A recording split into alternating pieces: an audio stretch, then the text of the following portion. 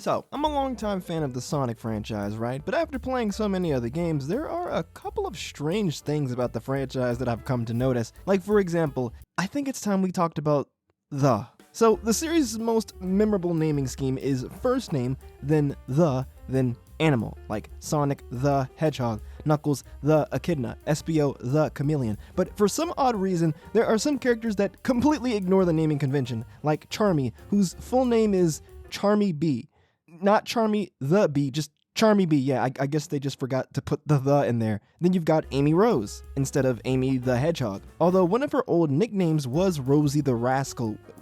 What the heck kind of an animal is a rascal? Of course, we've also got Sonic's best buddy, Tails. He's not Tails the Fox. His full name is actually Miles Per Hour, and Tails is just a nickname. Then you've also got the greatest Sonic character ever, Fang the Sniper. I mean, I guess he is a sniper, but that tells me nothing about what kind of animal he is. Oh, sorry, apparently now his name is Fang the Hunter, which, I mean, I guess that is another way to describe his occupation. His original Japanese name, though, is Knack the Weasel, which does fit the naming scheme, but actually, now that I think about it, Fang the Sniper just sounds way cooler. Even Fang the Hunter sounds pretty sick. Or how about Bean the Dynamite? Yeah, I get his whole thing is that he fights with bombs, but he's a woodpecker. I don't know, I guess the fact that there's a number of characters that don't follow the established pattern is just pretty weird. Another weird pattern the series has is the pants situation. So you may or may not have noticed this, but none of the male animal characters in the Sonic series wear pants. There are some minor fringe characters like the conductor who do wear pants, but the vast majority are walking around with everything hanging out. Now obviously this is a kid series, you're not going to actually see anything, you weirdos, but what makes this so noticeable is that the girl animal characters do wear pants, or at the very least something that covers the lower parts of their bodies, and that's what makes the guys not wearing any pants so noticeable. In fact, the male characters don't wear any clothes outside of like gloves, shoes, and other assorted accessories. Whereas Amy has a dress, Rouge has on this skin-tight suit, and Blaze has on a coat and pants, Sonic is just freeballing out here. I guess Charmy is a guy and he does wear a jacket, so that's something. I know generally speaking in many Western countries, men not wearing shirts and having their chests exposed is far more socially acceptable than women, so I guess that probably has to do with why the Sonic guys don't wear shirts. But what about the pants? Usually the only time the male characters will wear anything that covers themselves is if they're wearing a special costume in games like The Murder of Sonic the Hedgehog. These special costumes were probably my favorite part of the Sonic Riders series. I've talked about redesigns in the past, so I won't get too into it here, but I just love seeing familiar characters and fun new designs. Even doing something small like giving Sonic slightly different shoes and some sunglasses is a nice vibe change. They managed to make Rouge's design even more lewd, and Cream has a cute visor with this sporty outfit that looks like she's about to go to like gym class or something. Speaking of Cream is an odd Sonic character. The reason being, she has a mother. I don't really know much about the comics, but at least just going by the games, most of the major Sonic animal characters don't have any families. I guess Black Doom is technically Shadow's father, kind of? Knuckles canonically has ancestors, but the only ancient named echidnas are Pachacamac and his daughter Tikal, and we don't know if they're related to Knuckles or not, just that they're probably from the same clan. Considering Knuckles is the last echidna, it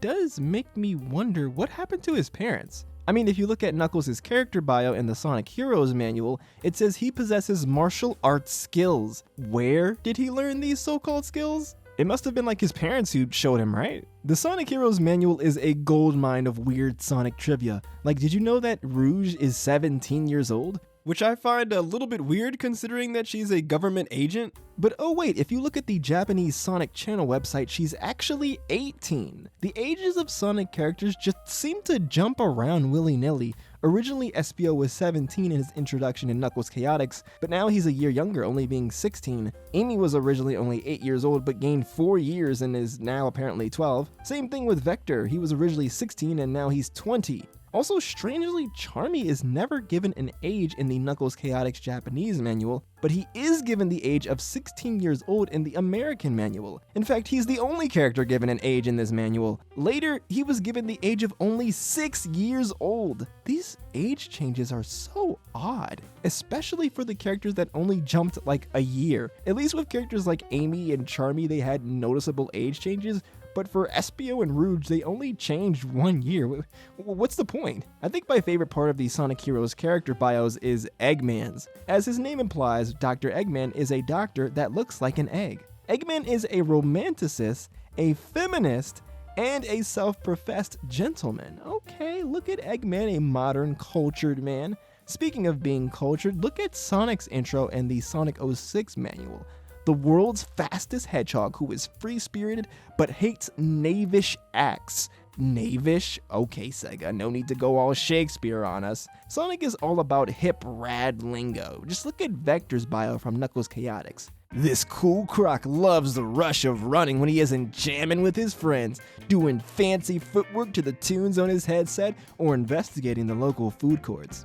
Okay, that last part was actually pretty funny. Alright, let's look at one last manual here. In the Sonic Adventure DX manual, it says, Sonic's adventure begins just as he is returning home from a long journey. What is this long journey? Admittedly, I'm not a Sonic timeline expert. Sonic 3 and Knuckles makes the most sense as his last journey, right? Unless this game takes place right after Sonic 3D Blast or something. Was it on this journey when his eye color changed?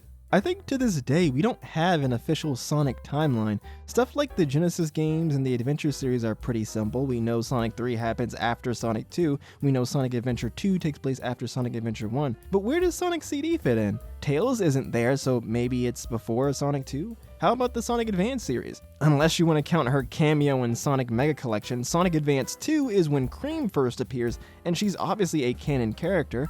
What about the Sonic Rush games? Where do they fit in? Blaze the Cat from Sonic Rush as a whole is a mess to talk about because originally she was from an alternate dimension, but that was retconned in Sonic 06 to where now she's from the future with Silver the Hedgehog, but the events of Sonic 06 got removed from the timeline, so now she's back to being from a different dimension again, and then Silver had to be reintroduced to the series in the PSP game Sonic Rivals. Then you've also got Eggman Nega, who in Sonic Rush was originally the Eggman from Blaze's dimension, and both Eggmans work together, but in Rivals he was changed to be Eggman's distant descendant from Silver's future, who hates Eggman because Eggman ruined their family reputation or whatever. But then in Sonic Rush Adventure, he's back to being from a different dimension again. Speaking of different dimensions, in Sonic Generations, classic Sonic was originally from the past, but after the events of the game, now he's a Sonic from a different dimension. Styx from Sonic Boom, the weird Sonic alternate universe spin-off thing, is also now canon to the mainline series since she was mentioned in Sonic Frontiers. Honestly, now that I think about it,